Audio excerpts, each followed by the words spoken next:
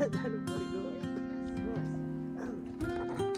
यो चाहिँ हाम्रो घर हो यो चाहिँ हाम्रो मकै बारी हो हाम्रो चाहिँ होइन माझीहरूको एकदम मौसम चाहिँ एकदम क्लियर देखिरहेको मौसम सफा छ त्यही लेकतिर अब of the warm acoustic guitar blend with the gentle sound of the waves crashing against the shore. A serene melody weaves through the breeze, सबै छ creating a soothing rhythm that mirrors the ocean's ebb and flow.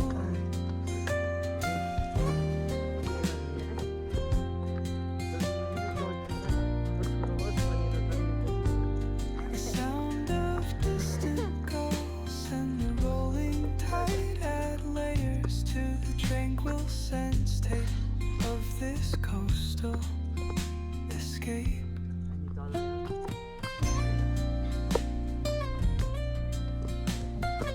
सानैदेखि यही बाटो लड्दै पढ्दै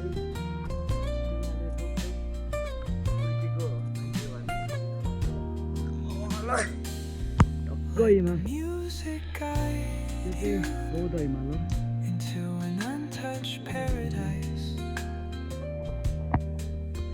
where stress dissolves like footprints in the sand.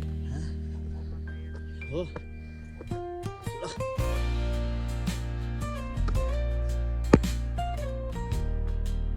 त्यो हिमाल जान चाहिँ हाम्रो गाउँदेखि लगभग 2-3 घन्टा लाग्छ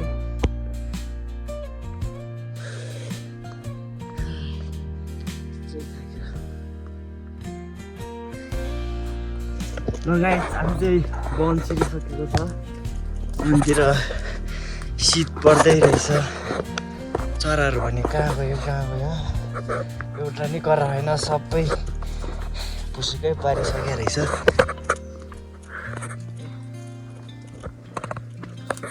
बर्खा लागिसक्यो बर्खामा चाहिँ आमा जुगाडेर हेर्नै सक्दैन टाउको जति खुट्टादेखि टाउकोसम्म टोकिहाल्छ यति लामो हुन्छ जुगा भन्छ जुगाले टोकेको राम्रो हुन्छ तर टोकेपछि चाहिँ हावा चाहिँ डेन्जरै हुन्छ तिनीहरूलाई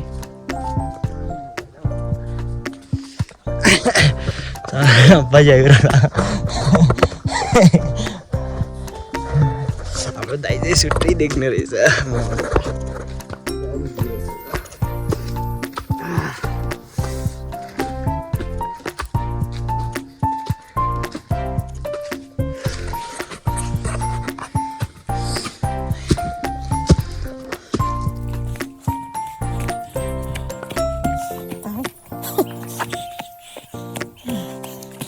ये है हमारा बंक चिरंबा बना है 23 अभी से 24 नहीं 25 26 27 में गए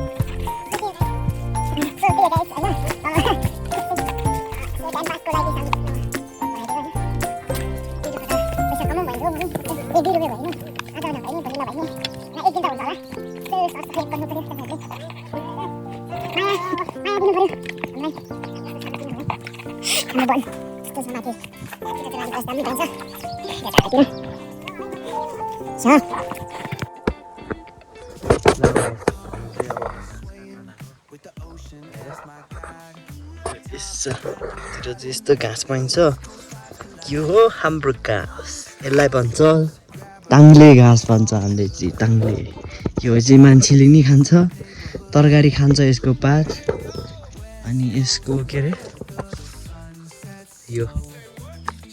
यो चाहिँ मान्छेले अचार बनाएर नि खान्छ लो घाँस काट बाबु घाँस काट्ने अब घाँस कटाइ हाम्रो सुरु हुन्छ ल नखाने खाना ला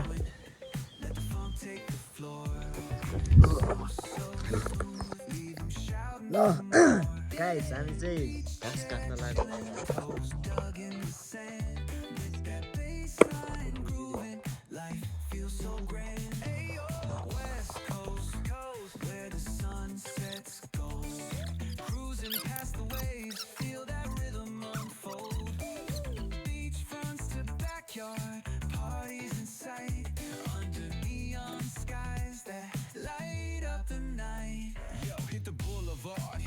Screech, soundtrack of the streets with that fucking reach. Got my shades on, keeping it classy, not fast. Rolling like a 79. We're built to outlast. Hey yo, West Coast, let's groove till we drop. Souls keep singing, let the bass lock. Be the cues to moonlit tides. We shine bright on this retro ride that defines our life.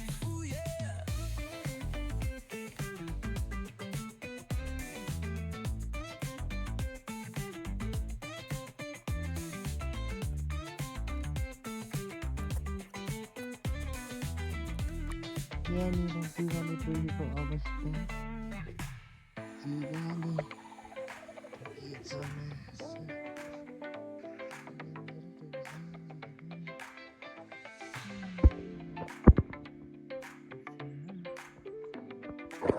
ल guys हाम्रो चाहिँ बारी पुगिसकेको छ अहिले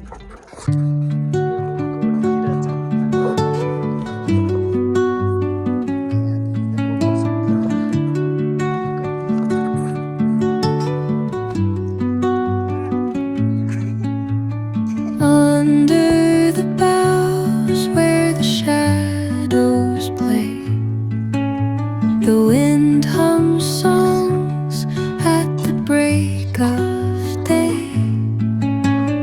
Whispering pines, secrets untold, carrying tales only the forest holds. Moonlight spills through the velvet dark, etching patterns, leaving its mark. The कोटतिर finally guys ल कोट आइपुगिसक्यो घाँस रास्ता गइरहेको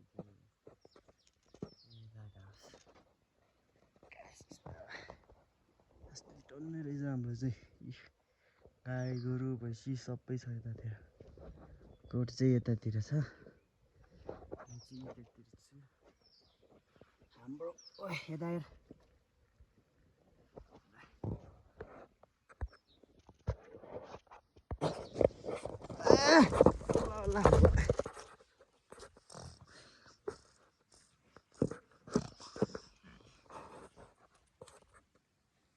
कोटको भैँसी ए भैँसी यता हेर ए भैँसी भैँसी भैँसी भैँसी ल यो हेर्ने गोठालो जाँदा लागेको माया बुझ्या कराखेन ए ल तरकारी पाक्दै रहेछ हाम्रो कोटमा चाहिँ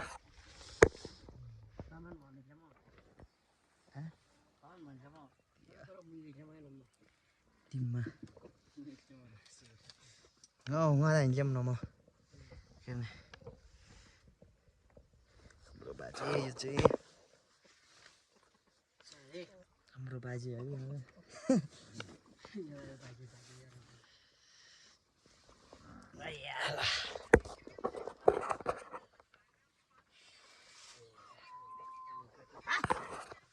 हेलो गाइस, अहिले चाहिँ हामी आधा बाटो आइपुगिसकेका छौँ। पैसा त्यता रहेछ, गाईहरू यता छ, बाख्रा माथि पुगिसक्यो किन यतातिर पहाड सबै डाँडाहरू छ।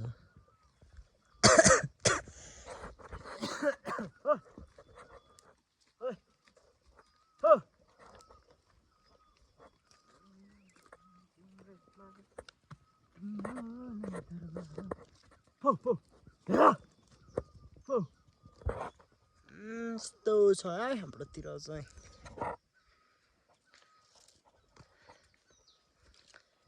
हो हो लगभग अब माथि लेकतिर नै भनौँ होइन। जुन चाहिँ गाडी कति पुगिसक्यो त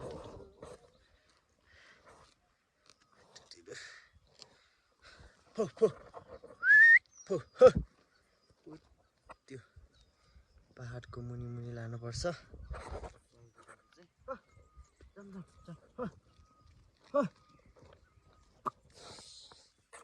ल गाइस, हामी चाहिँ अब गाई बस्तु अब वनतिर फर्केर लान लाग्यो।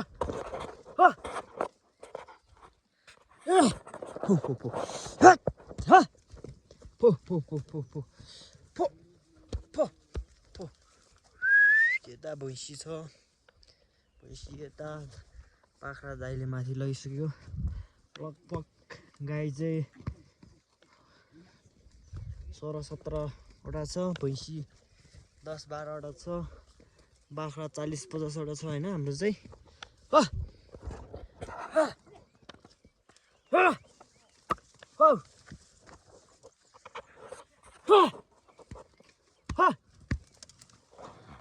लास्टले गाह्रो हुने रहेछ यार, नजाने रहेछ। बाख्रा चाहिँ माथि दाइले लगिसक्यो। भैँसी बाजेले लिएर तल, अनि हाम्रो म चाहिँ गाई। गाई चाहिँ अहिले थोरै छ, आज चाहिँ माथि लेकमा लगेको थियो, गाईहरू आएको रहेनछ। 16-17 छ, भैँसी 10, बाख्रा 40-50 जति छ। माथि लेकमा लानुपर्छ।